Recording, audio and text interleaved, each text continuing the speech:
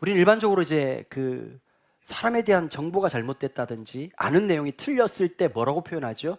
오해 내지는 착각이라고 표현합니다. 자, 이 구약 백성들은요, 뭐 역사적으로 볼 때 뭐 그런 사람도 있고 안 그런 사람도 있겠지만 하나님의 역사를 몸으로 경험했던 그 모든 역사를 다른 어떤 민족과 다르게 구별되게 차별되게 허락받은 백성들이었습니다. 그러니까 홍해가 갈라지고 만나와 메추라기를 먹고 그리고 수많은 적들의 전쟁과 싸움에서 하나님이 구원하시고 역사하신 것을. 자, 그러면 적어도 뭘 알아야 될까요? 하나님의 뜻을 알고 하나님의 의도를 알고 하나님의 계획을 알고 하나님의 성품을 알아야 되는데 전혀 그러질 못했습니다. 왜 그랬을까요? 각자에게 있는 욕망과 각자가 생각하는 하나님에 대한 상들이 너무 많았어요. 그도 그럴 만한 게 하나님 말씀하고 정대변되는 게 있어요. 여러분 신앙생활 하시다 보면 그런 마음 들지 않으세요? 딱 이때 하나님 이렇게 했으면 좋겠다. 자녀들을 양육하다 보면 그럴 때가 있잖아요. 요때 딱 이러면 좋겠다.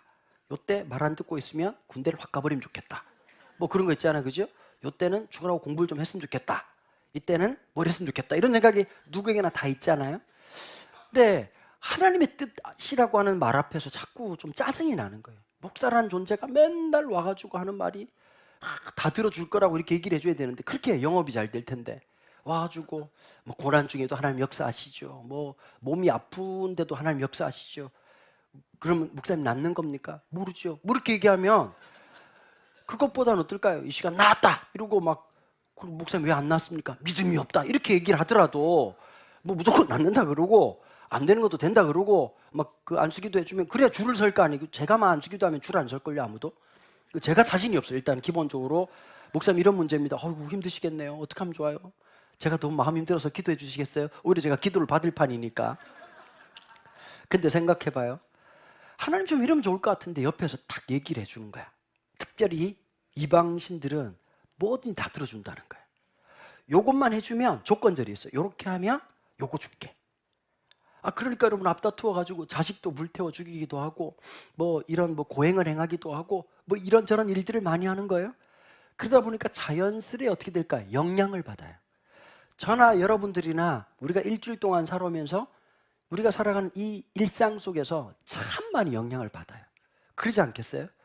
저도 뭐 뜻이 의연해가지고 난 애들을 이렇게 키울 거야 이런 생각을 뭐 했다고 생각하기엔 좀 부족한 게 너무 많았던 것 같아요. 이 얘기 들으면 좀 여러분들 좀 팔랑귀 아니세요? 좀 그렇죠? 팔랑귀 아닌 것 같으면서 팔랑귀라고 보면 뭐 제가 이번에 이제 그 미국 집회 갔다 왔잖아요. 갔는데 똑같이 이런 얘기를 하시더라고요. 목사님 애들도 미국에서 공부하나 봐요. 그래서 한국에서도 안 한다고 얘기를 했어요. 너무 정직한 목사예요. 그러니까 이제 거기서 뭘 느꼈냐면 이런 거죠. 목사님들이 물론 이제 자녀 교육에 대한 문제가 있겠죠. 마음의 열망도 있어서 뭐 어떻게 보낸지 모르겠지만 하도 그런 목사님들을 많이 보내니까 전들 애들 교육 좀 잘 시키고 싶다는 마음이 왜 없었겠어요. 근데 전 이 마음이 들더라고요. 적어도 목회자가 강대상에서 말하는 내용이 일상이라는 것 속에서 그래도 좀 비슷해야 된다는 생각이 들더라고요. 자녀들 가르친다고 힘들어 죽게 해가지고 뭐 애들은 아니 여러분들도 돈 많으면 외국 유학 보내고 싶고 대안학교 보내고 싶고 뭐 그런 마음 왜 없겠어요. 근데 뭐 여러분들 믿음으로 사십시오. 그러나 홀라당 이제 그런 목사님들 제가 폄하하려고 하는 거예요. 말이 안 맞잖아요. 그러니까 제가 그 마음이 들어요. 내가 억만금 있어도 난 거기에 소망을 두고 싶진 않다.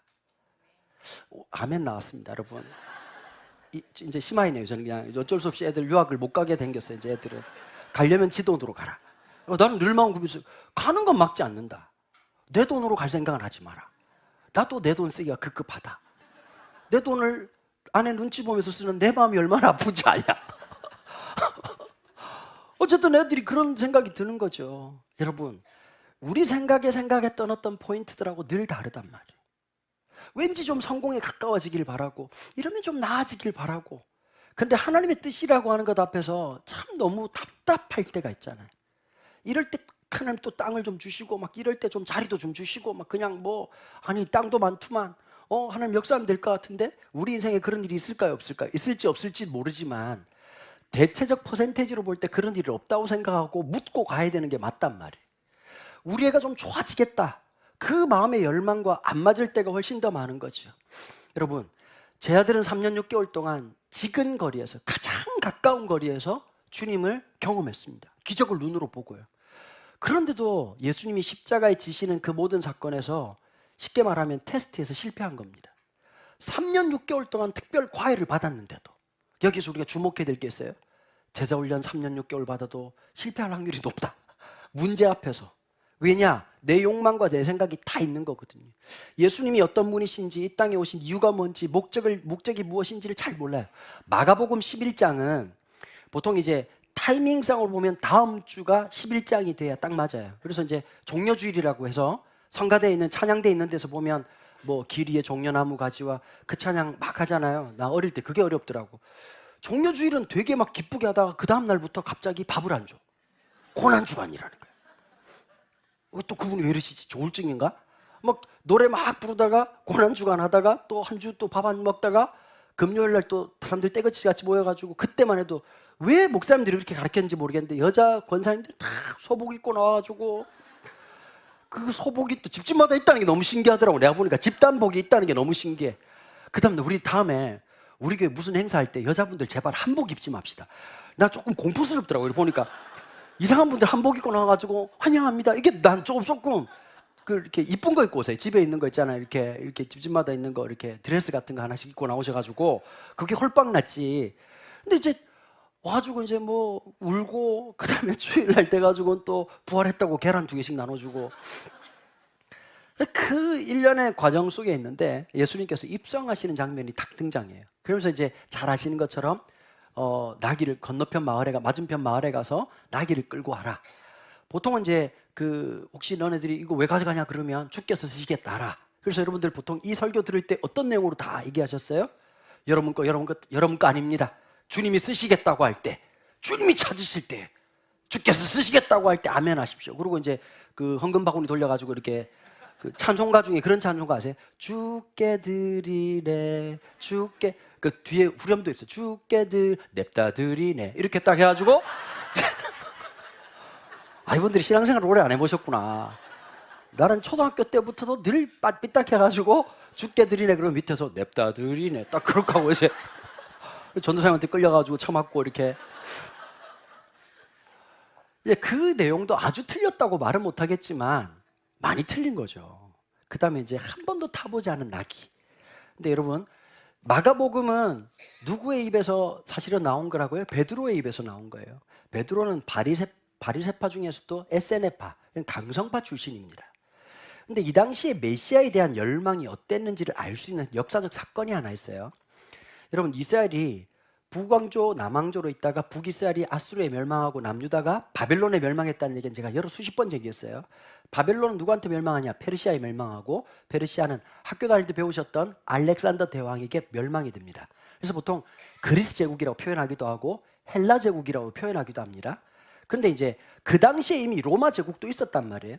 로마는 조금 특징이 어땠을까요? 군대 중심적인 그 국가였어요. 근데 그리스라고 하는 건 철학 중심이었거든요. 그러니까 철학이라고 하는 이 관념적인 것하고 이 로마의 군사적인 것은 문화적으로 되게 충돌이 좀 있었죠. 그런데 원래 알렉산더 대왕이 실제로 왕의 역할을 감당했던 기간은 10년 정도밖에 안 돼요. 그러니까 엄청나게 땅덩어리 넓어졌지만 그리스 제국이다, 헬라 제국이라고 하는 통일성이나 획일성은 현저히 떨어진 거란 말이에요. 그러다 보니까 안티오쿠스 4세가 우리가 하나 돼야 된다, 로마처럼 하나 돼야 된다 라고 하는 의식을 갖고 있으면서 그리스 종교를 만들기 시작합니다. 근데 제일 걸림돌이 누구냐니까 유대인들이었던 거죠. 유대인들이라는 인간은 딴 건 몰라도 종교적인 것에 대한 타협이 안 돼. 그 다음에 이 종교를 바탕으로 음식 생활, 그 다음에 일상의 모든 절기나 모든 것들이 유지되고 있다 보니까 안티오쿠스 4세가 이 유대인들을 뭐로 잡았냐니까 시범 케이스로 잡은 거예요. 그래가지고 이 당시에 제사장이었던 마띠아라는 사람을 부릅니다. 대제사장이었던 마띠아에게 엄포를 주는 거죠.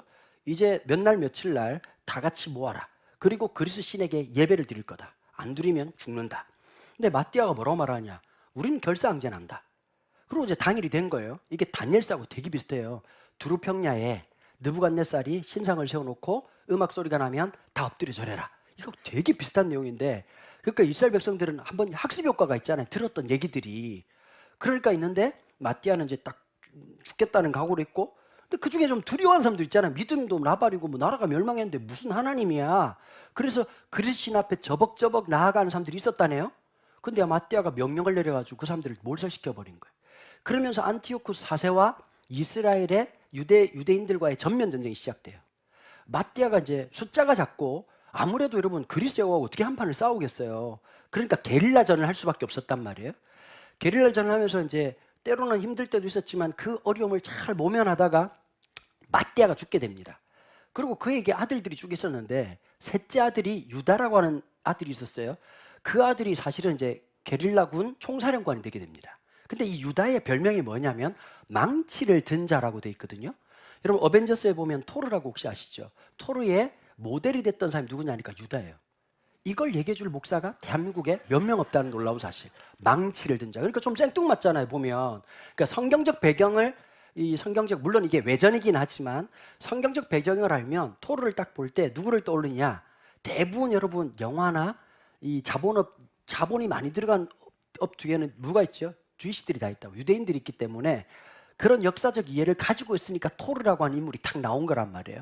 그러니까 유다가 망치를 든 자. 이 엄청난 힘을 발휘하면서 전쟁을 하기 시작하는데 우리로 치자면 이순신 같은 존재였던 거예요. 그러니까 게릴라전을 너무 수행을 잘하는데 할 때마다 무기가 부족하고 숫자가 없는 거라.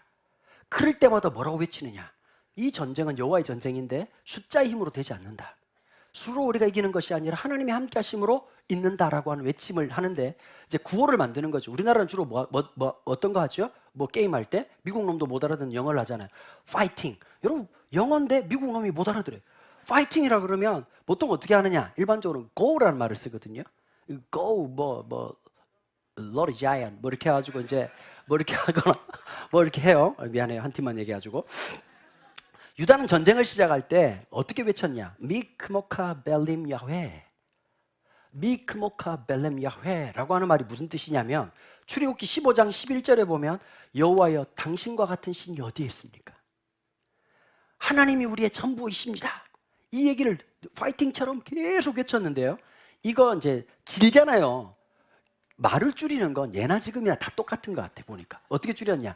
앞에 있는 자음만 따가지고 모음을 붙여서 뭐라고 말했느냐? 마카비라고 얘기를 한 거예요. 그래서 보면 마카비 혁명이라고 하는 건 마카비 이 전쟁이라고 하는 게 이때부터 시작되는 거죠.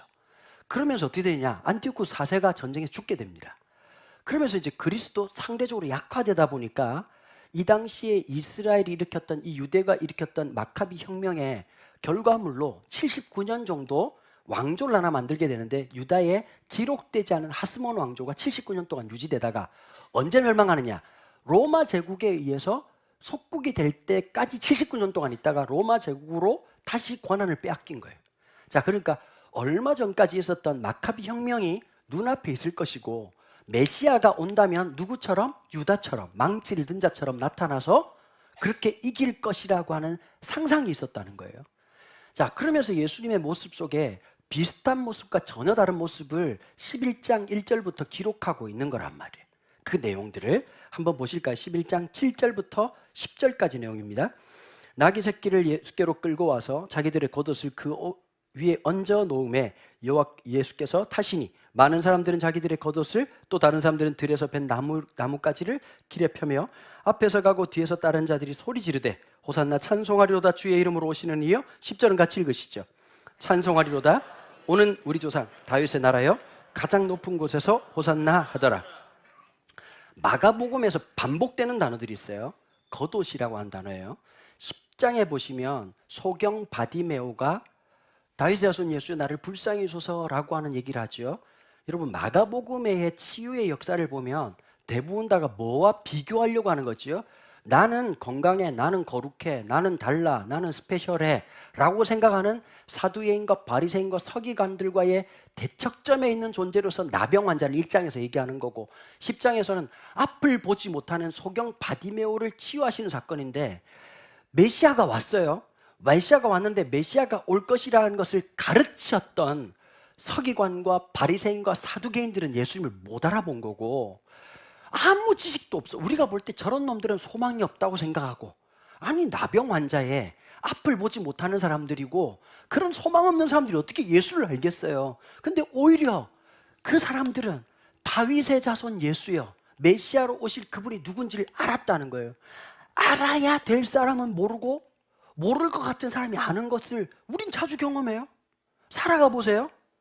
나를 제일 잘 이해할 수 있는 사람이 제일 크게 오해를 해요. 반면에 날 잘 모르는 사람이 나를 너무 잘 알아. 이번에도 미국 갔잖아요. 갔는데 어떤 분이 쪽지를 하나 주시더라고요. 너무 수줍게 와가지고 목사님 저 유튜브로 보고 있어요. 갑자기 뭐 그만추도 보고 있어요. 이렇게 얘기를 하시더라고. 근데 쪽지를 열어보니까 뭐가 있었냐. 제가 가끔씩 그 햄버거 얘기했잖아요. 인앤아웃 햄버거 먹으라고 50불짜리 카드를 주시더라고. 사 먹고 19불 남았습니다. 미국 계획 있는 분 제가 나눌 의향이 있습니다. 2만 원에 넘기겠습니다. 19불이니까 1330원 곱하기 해보면 그 계산 남는 겁니다. 참 고맙더라고요. 제가 인앤아웃 버거에 대한 햄버거 하나가 뭐 대단하겠어요. 근데 제가 미국 유학하면서 한 번밖에 못 먹고 그 참 슬픔이 담겼는데 처음 보시는 분이 목사님 서든 캘리포니아 오신 거 환영합니다. 목사님 꼭 한번 가세요. 근데 이제 단순히 햄버거 얼마짜리라고 하는 것보다 저를 더 이해해주는 누군가, 다른 사람들은 이해할 수 있는 사람들은 오해를 하고 모를 것 같았던, 그러니까 너무 수로보니 얘기했는데 여인 얘기도 똑같잖아요.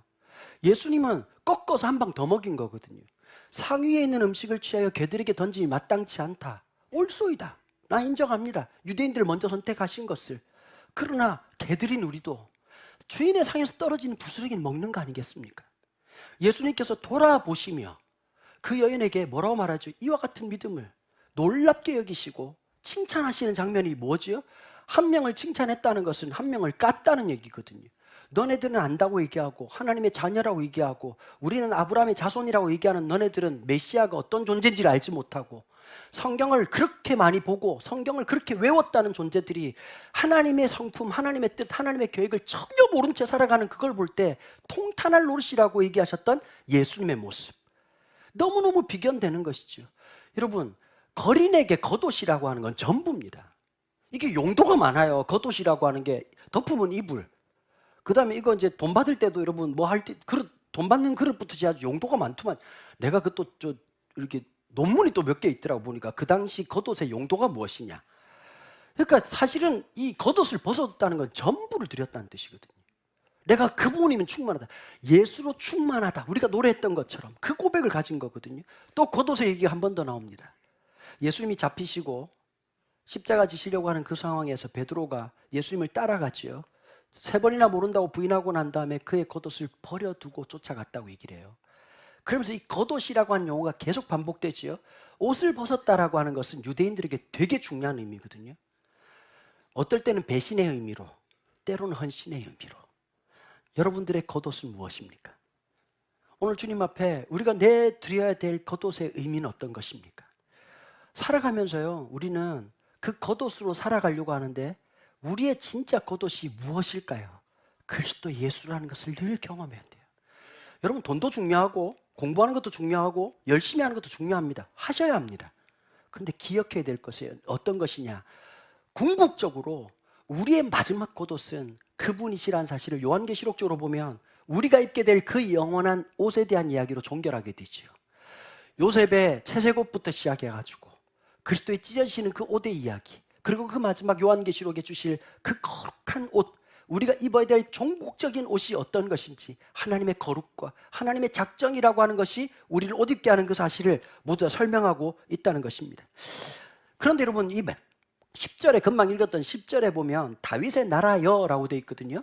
이 다윗의 나라여라고 하는 말 속에는 아까 말씀드린 것처럼 죽으라고 설명했는데 마카비 혁명을 얘기하는 겁니다. 자, 이 사람들은 어떻게 한 거죠? 내가 생각하는 구원의 역사에 그리스도를 집어넣은 겁니다. 하나님의 역사는 우리의 생각 속에 머물지 않습니다. 거기서 갈등이 있죠. 우리가 생각할 땐 딱 이렇게 하면 딱 좋을 것 같거든. 지금 이때입니다. 그러니까 항상 우리의 마음속에는 어떤 영성적인 것이 훨씬 더 땡길까요? 여러분 열심히 기도하면 여러분 뜻이 이루어집니다. 여러분들의 문제가 해결됩니다. 여러분들의 어려움이 사라집니다. 범사에 잘 되고, 몸이 잘 되고, 건강도 잘 되고, 자녀가 잘 되고, 들어가도 복을 받고 나와도 복을 받고. 원래 들어가도 복을 받고 나와도 복을 받고라는 의미 속에서 만들어진 햄버거 브랜드가 인앤아웃이에요. 원래 진짜예요. 제가 말하면 안 믿으시는데 제가 생각보다 미국에서도 인정을 많이 받았어요. 나 그래도 어떻게 우리 동네보다 더 잘하시냐고 얘기를 하더라고요. 파이브 가이즈라고 있잖아요. 파이브 가이즈는 그 집에 답답하게 아들이 5명 있었대요. 답 없는 집에 엄마가 너무 힘들어가지고 만들었던 햄버거 대박이 났는데 5째 아들이 브랜드화 만들어가지고 파이브 가이즈가 된 거예요. 그거 어디까지 내가 설명을 드려야 되나? 이거 참 할 말이 너무 많네. 파이브 가이즈 비싸요. 여러분 많이 먹으면 살쪄요. 인앤아웃이 딱 좋아. 딱 보니까 돈도 많이 안 올랐고 딱 참 좋은 것 같아. 여러분 우리가 살아가면서 생각하는 무언가가 다 있다. 안 될 수 있어요. 그럴 때 두려워하지 말라는 거예요.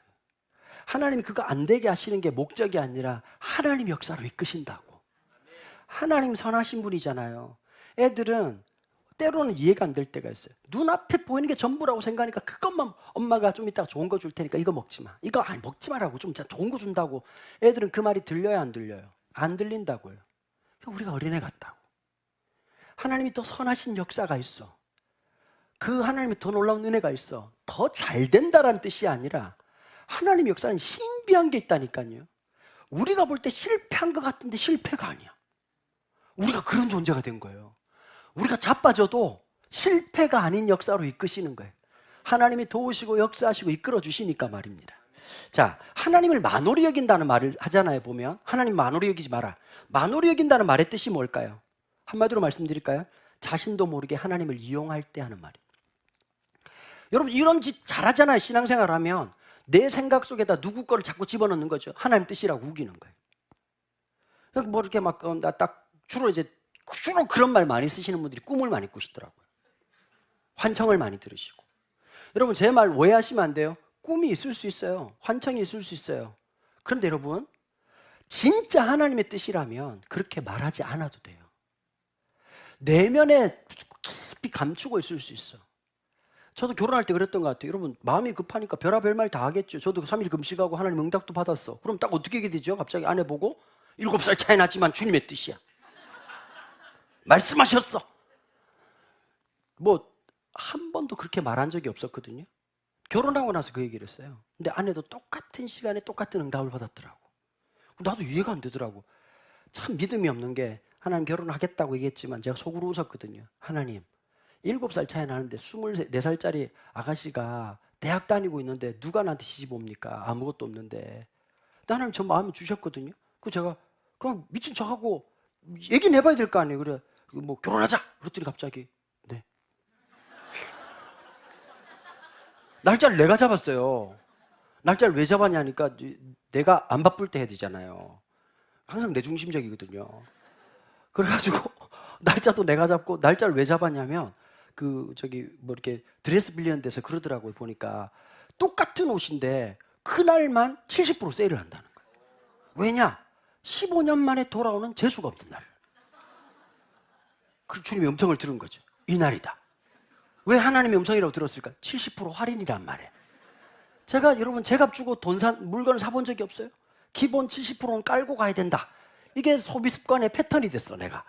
근데 뭐 하나님 역사에서 이루어진 거예요. 그게 말이 안 되잖아요. 근데 아내가 지금은 아닌데 연애할 때요 막 너무 좋아요. 오빠 좋아 이렇게 한 적이 한 번도 없어요. 진짜 한 번도 없어요. 제가 결혼하자마자 첫날 밤에 물어본 게 있어요. 근데 당신 너 나랑 왜 결혼했니? 근데 사랑하는 거 맞아? 그 표현이 되게 어색한 사람이었어요. 그러니까 제가 결혼된 것도 신기한 일이고 두 사람이 만날 수 있다고 신기한 거고 돈 한 푼 없이 있는데 우리 여동생 또 추첨 걸려가지고 냉장고 걸리고 TV 걸리고 또 전자레인지 걸려가지고 이걸 하나님의 증명으로 삼고 여러분 그걸 일반화할 수 없지만 순간순간 이해 안 될 일이 되잖아요. 혹시 여러분 지금 살면서 하나님이 인도한다는 걸 믿지만 이해 안 되는 상황으로 인도하시면 여러분 진짜 시작됐다고 생각하시면 돼요. 우리에게 중요한 게 있어요. 일이 잘 됐다가 아니라 이거 하나님 하셨다. 여러분 기도해도 밥 주시고 기도 안 해도 밥 주십니다. 그럼 결론은 기도 안 하고 밥 처먹자 이걸까요? 아니에요. 기도라고 하는 건 기도하면 주시고 기도 안 하면 안 주시는 게 아니라 기도를 통해서 뭘 깨닫느냐? 하나님이 주셨다는 걸 깨닫는 거예요. 그게 중요한 거예요. 아니 오늘 컵라면 하나를 먹어도 하나님 주신 최고의 만찬이라고 생각하면 그 감사한 거고, 오늘 내가 여러분들을 만나는 이 순간이 너무 소중하다고 생각하면 그게 또 감사한 거잖아요. 하나님이 주신 시간을 사십니까? 하나님이 주신 직장을 다니십니까? 하나님 주신 가정을 사십니까? 아멘 하셔야죠. 지금은 여러분 지금 표정이 너무 저항을 하시는데, 이거 뭐 이렇게 왜 이렇게 삐딱하세요 여러분? 인정하지 않아도 그게 하나님 주신 거란 말이에요. 하나님이 이끄신 거고 하나님이 붙잡아 주시는 거죠. 자, 반대로 그러면 하나님이 이용하는 게 아니라고 한다면 그걸 뭐라고 말하냐? 성경에서 하나님을 경배한다, 하나님을 예배한다고 표현하거든요. 자, 잠언 3장 6절 말씀을 같이 한번 보십시다. 잠언 3장 6절 말씀 함께 읽습니다. 너는 그리하면 내 길을 지도하시리. 여러분, 범사의 모든 일에 하나님을 인정하는 거 어려워요. 근데 인정하셔야 돼요. 하나님 여기 계시다. 하나님 여기 우리와 함께 하셨다. 와, 제가 이제 제가 처음으로 이제 보통 이제 몰랐는데 그냥 얘기하는데 사람들이 되게 먹어주는 게 하나 있었어요. 제가 96년도에 얼바인에 있었습니다. 근데 저도 모르게 그 가든 그로브라고 하는 동네가 있어요. 오렌지 카운티에. 거기에 장모집이라는 곰탕집이 있어요. 제가 사불구구할 때 왔습니다. 그랬더니 갑자기 사람들이 원 갤런에 이제 4리터 정도 되는 거죠. 원 갤런에 99전 할 때 왔습니다. 지금 한 5불 넘는단 말이에요. 그러니까 갑자기 나를 시조새 보듯이 보더라고 갑자기. 그런데 그때는 이해가 안 됐던 게 있었거든요. 왜 나는 이렇게 죽으라고 열심히 하는데, 내가 대학교 다닐 때 미팅을 한번 해봤나, 술집에 가보기로 했나, 월요일날 월요 모임하고, 화요일날 처리하고, 수요일날 수요예배하고, 목요일날 목요 찬양하고, 금요일날 부산역에 전도하고, 토요일날은 무교지역 가가지고 열심히 사역하고, 주일날은 전도사도 다리 풀릴 때까지 죽으라고 아침부터 저녁까지 그렇게 열심히 일하고, 여름방학 되면 수련회 한다고 40일 처리하고, 겨울방학 되면 전국 전도행 다닌다고, 여름 또 그다음에 또 해외 전도행부터 시작해가지고 수많은 걸 하고 살아갔는데, 그 정도 되면 하나님 좀 풀어주실 만하잖아요. 근데 그때 이해 안 되는 순간이 오고 IMF가 터지고 그 모든 순간 속에서 오늘 제가 딱 이번에 또 가면서 느낀 게, 내가 그때 상상이나 할 수 있었겠어요? 강사로, 내가 부흥의 강사로 와가지고 집회를 해주십시오라고 하는 걸 지금도 제가 어색하지만 또 하나님의 역사를 또 발견하며 살아간다는 게 그때는 몰랐는데 딱 하나였던 것 같아요. 하나님 여기 계시다. 나는 모른다. 내 인생을 이끄실 하나님이 어떤 분인지 모르지만 오늘 믿음으로 산다. 때로는 믿음이 뭐하게 하죠? 견디게 하는 것도 있고, 때로는 믿음이 좀 참게 할 때도 있고, 그 믿음이라고 하는 게 일어서기도 하고 용기도 내게 하고, 그 하나님의 진짜 필요하신 것을 주신단 말이에요. 내가 생각하는 정답이 아니고 하나님이 주고자 하는 그것이 오늘 이 삶을 살게 한단 말이에요. 결론적으로 말씀을 드릴게요. 여러분 생각할 때 이게 정답이라고 생각하잖아요. 그 삶에 올인하지 마세요. 여러분, 꼭 하나님의 역사는 내가 볼 때 이거 해야 돼, 이럴 때가 있잖아요. 제일 실수하는 게 이런 거예요. 목사님, 지금은 제가 딴 거 필요 없고 아이들을 키워야 돼요. 여러분, 엄마가 키울수록 애들을 조진다는 위대한 얘기가 있어요. 여러분, 실제로 그래요. 잘 못하시면, 자신 없으면, 제가 청소년 사역할 때 한 강사님이 너무 뼈때린 얘기를 하시더라고. 엄마들한테 딱 한마디 하더라고. 자신 없으시면 밥만 먹이시라고. 잔소리도 하지 말고 밥만 계속 먹이라고. 밥만 먹이면 자기가 20년 동안 연구한 결과가 있다는 거예요. 80%는 뻗나가지 않는다는 거예요. 지금 우리 애들이 왜 뻗나가느냐? 밥을 안 먹이니까. 계속 밀키트 이런 거 먹여가지고 애가 이상해서 그렇지, 그러니까 소 한 마리 키운다고 생각하고 소 염을 주듯이 저 먹어! 이렇게 해가지고 메뉴는 중요하지 않아. 그분이 그러더라고요. 어줍지 않게 애들한테 기준 없이 이럴 때 이렇게 했다가 저럴 때 저렇게 했다가 애들이 모르지 않는다는 거예요. 그러니까 옛날 엄마들이 더 지혜로운 거예요. 공부는 못했지만 일관적이었다고. 내가 뭐 알겠냐? 엄마 기도할게. 그래, 뭐 엄마 기도하는 것밖에 더 있겠냐? 엄마가 사랑을 줬어. 그러니까 애들이 요즘 느끼는 엄마라고 하는 용어의 강도와 느낌과 질감과 우리가 느끼는 거하고는 전혀 달라졌단 말이에요. 너무 똑똑해요. 너무 가진 게 많아. 그러니까 내가 하나님 되려고 하는 거, 엄마 말 들어. 딱 그런 얘기 하잖아요. 엄마의 정보력, 아빠의 무관심, 할아버지의 자본력으로 모든 걸 만든다면서요. 그래서 어떻게 됐습니까? 행복하십니까? 그렇게 해서 즐겁습니까?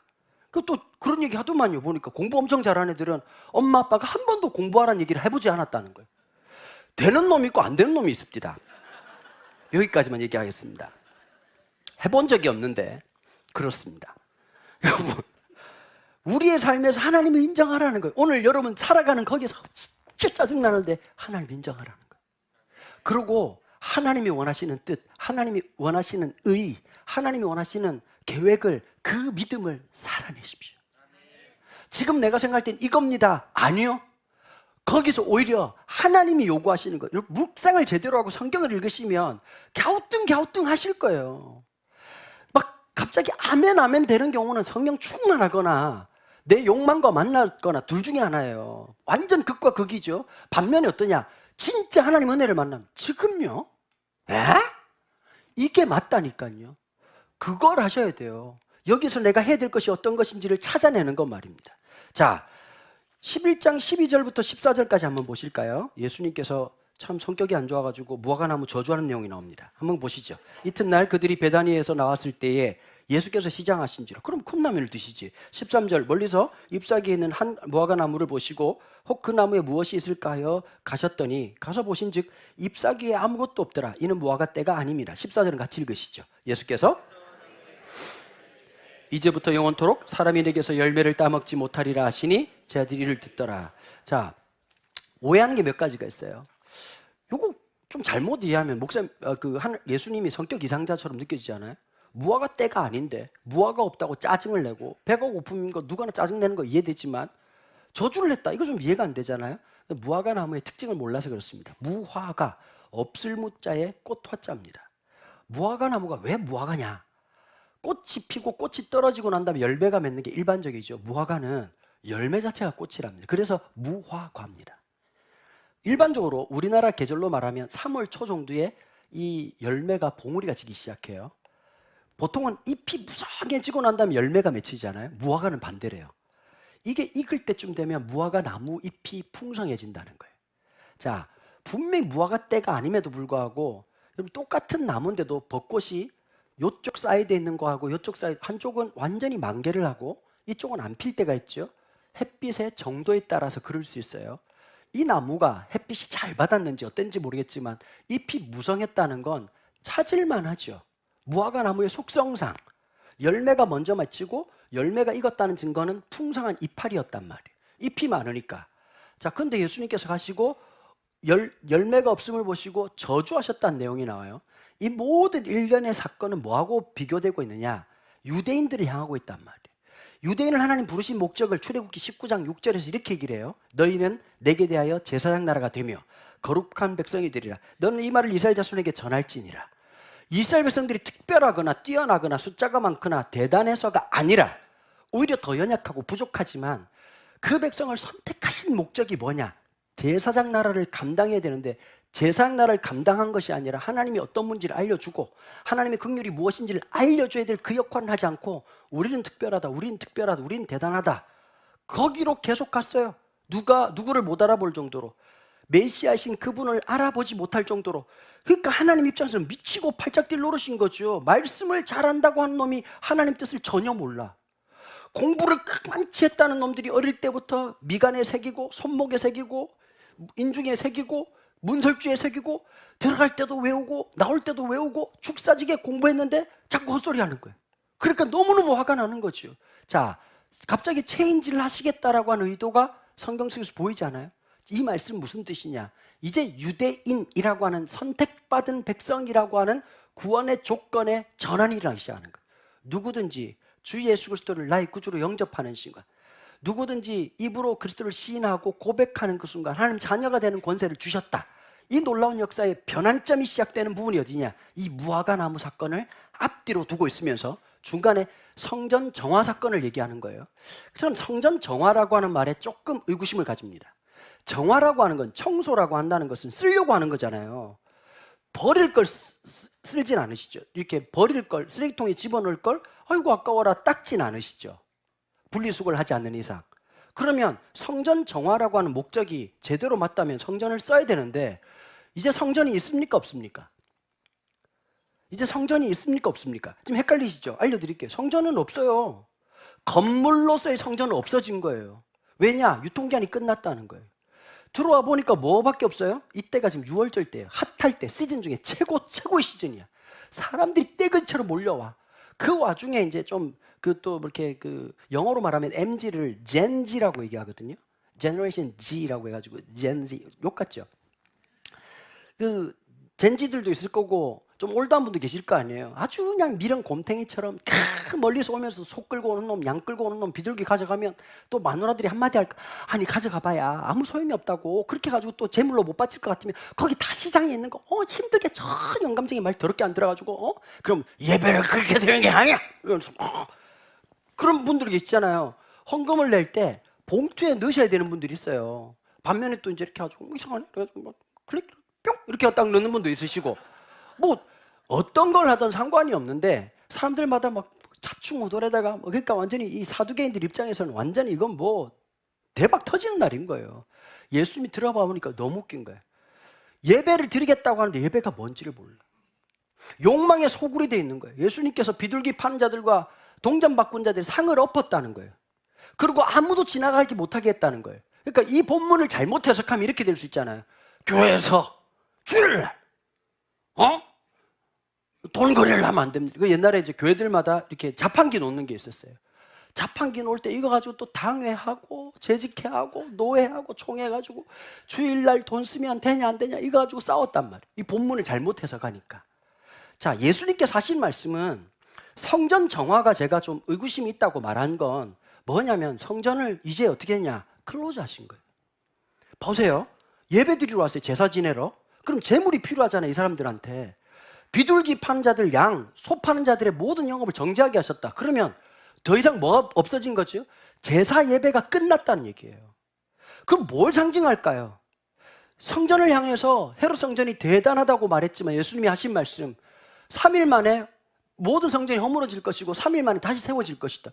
저거 지금 이거 100년 넘게 짓고 있는데도 지금 공사가 완료가 안 됐는데 예수님이 3일 만에 진다니까 이거 중국 사람이나 가능한 얘기지. 이거 말도 안 되는 얘기를 하시니까 뻥이라고 생각했던 거죠. 그럼 뭘 가르치는 거죠? 그리스도의 몸, 그리스도의 부활, 그리스도의 죽음이라고 하는 것이 교회의 모체가 되는 것이고 우린 더 이상 건물이라고 하는 조직이라는 것으로 모인 것이 아니라 신앙의 고백 위에서 이제 더 이상 어떤 것이죠? 이스라엘 백성이라고 하는 민족적 특징이 끝난 거고 예루살렘 성전이라고 하는 이 지정학적 의미로 거기서 끝나는 것이 끝나버리고 이제 어떻게 되는 것이죠?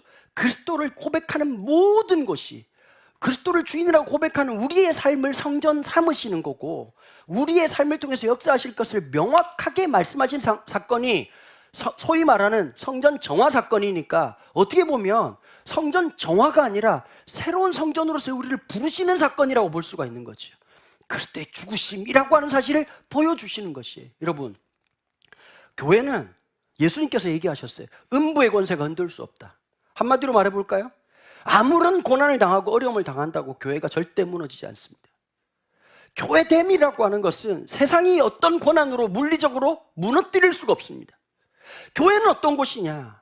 오늘 우리의 삶 속에서 생각하고 있는 여러분들의 생각을 뛰어넘단 말이에요. 주일날 한번 왔다 갔다 하는 것으로 살아가는 것이 아니라 오늘도 말씀의 지배를 받고 하나님 말씀의 다스림을 받고 하나님 역사심을 경험하는 사람들을 통해서 교회됨이라는 것을 하나님 역사로 삼으시고 함께 하신단 말이에요. 조금 더 전행적으로 얘기해 볼까요? 여러분, 목회자 때문에 소위 말하는 중직자 때문에 교회가 유지된다고 대부분 교회는 생각하고 있습니다. 천만에요. 아무리 소자라 할지라도 아무리 연약한 사람이라고 할지라도 하나님의 역사 앞에서 인생을 걸고 운명을 거는 그 사람들을 향해서 교회됨이라고 하는 것을 하나님께서는 지켜나가신단 말이에요. 나는 우리 교회 모든 성도들이 그렇기를 축복합니다. 저와 여러분들의 삶이 오늘 이 세상에 편승해서 살아가는 삶이 아니라 하나님 말씀 앞에 내 삶을 두고 진짜 하나님 백성답게 일어날 수 있는 것, 여기저기에서 교회의 안타까운 얘기가 들리고 있지만 여전히 세상의 모든 것은 무너져야 되죠. 시간이 지나고 나면 하나님의 것 아니었다면 무너지겠죠.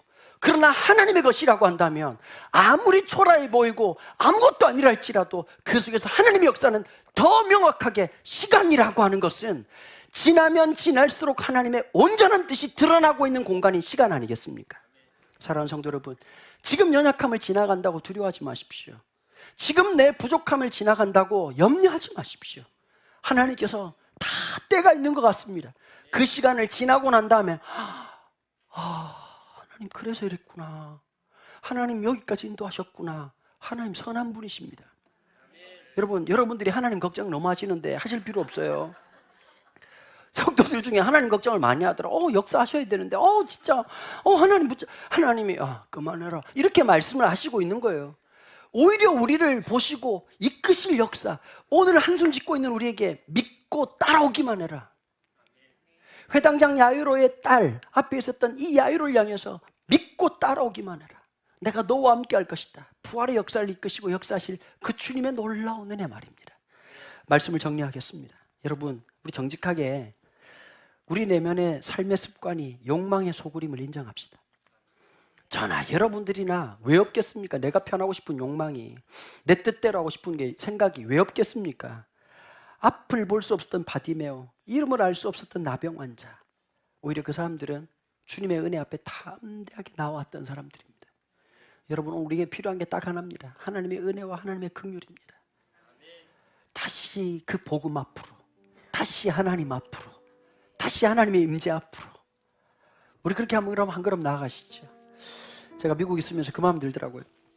뭐 일주일밖에 안 있었지만 마음속에 참 우리 교회 성도들 대단하다는 생각이 들더라고요. 미국에 얼마나 땅이 넓어요.